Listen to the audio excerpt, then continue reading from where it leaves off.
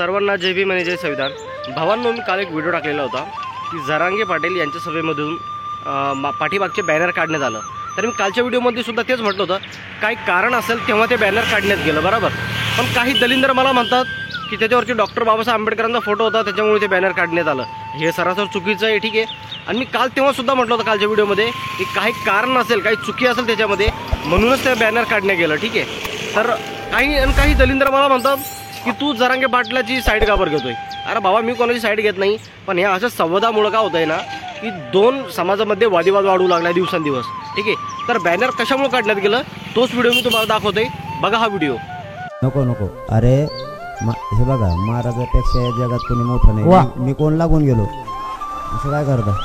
ते फोटो महाराजांच्या डोक्यापेक्षा किमान 1 इंच तरी आपण खाली असलं पाहिजे, त्यांच्यावर गेलंय, असं कसं जमन?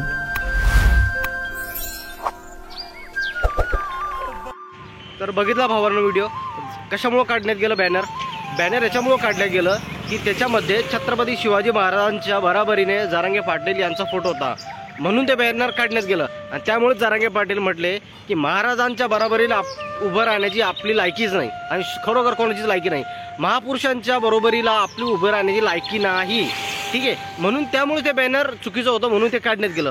पण काही जे आहेत वादविवाद करणारे ते मला ज्ञान देतात की तू पाटलांची साईड घेतो। अरे मी कोणाची साईड घेत नाही, ठीक आहे। चुकीचं असेल तर मी चुकीचंच बोलणार, आणि खरं असेल तर खरंच बोलणार, ठीक आहे। मला का कोणी दबावाखाली मी कोणाचा बोलत नाही, पहिली गोष्ट म्हणजे।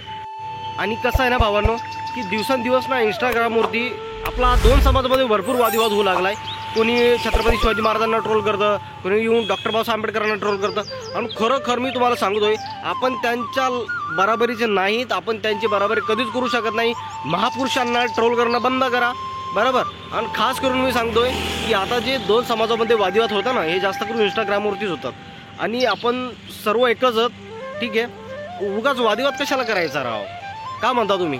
सहमत असाल तर कमेंटमध्ये नक्कीच सांगा, आणि चॅनलवरती नवे असाल तर चॅनलला सबस्क्राईब करा आणि व्हिडिओला लाईक करा। भेटूया पुढच्या व्हिडिओमध्ये। जय भीम आणि जय संविधान।